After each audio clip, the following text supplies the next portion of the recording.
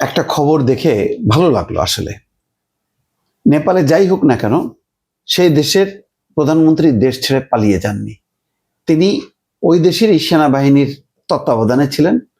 এখন তিনি সিদ্ধান্ত নিয়েছেন যে একটা ভাড়া বাড়িতে তিনি বসবাস করবেন। নেপালের প্রধানমন্ত্রী দেখেন, তাদের দেশপ্রেম দেখেন। এত পরিস্থিতির মধ্যেও তারা কিন্তু পালায় যায়নি, সেনাবাহিনী সেই প্রোটেকশনটা দিছে। বাংলাদেশে কিন্তু এটা সম্ভব ছিল না। এই জন্য বাংলাদেশের প্রেক্ষাপট কিছুটা ভিন্ন। এখানে যদি সেনাবাহিনী সেই চেষ্টাটা করত, তাহলে সেনাবাহিনীরও খবর ছিল।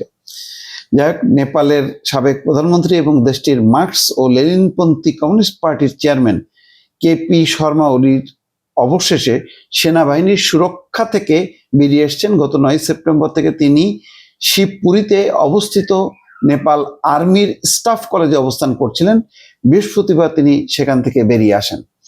অলির ঘনিষ্ঠ সূত্র বলছে তিনি এখন নেপালের ভক্তপুর জেলার গুন্ডু এলাকায় একটি ভাড়া বাড়িতে উঠেছেন। বেচারা দেখেন, একটা নিজের বাড়িও নাই, এরা কত সাদা সিধা জীবনযাপন করে।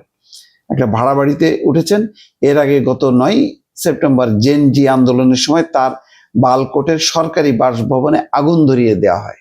বিষয়টা যাই হোক না কেন, শেষ পর্যন্ত এত পরিস্থিতির পরে দেখেন হেলিকপ্টারে করে রশিতে ঝুলে ঝুলে পালাইছে সবাই, প্রেসিডেন্টও পালাইছে, কিন্তু সবাই সেনাবাহিনীর তত্ত্বাবধানে ছিল।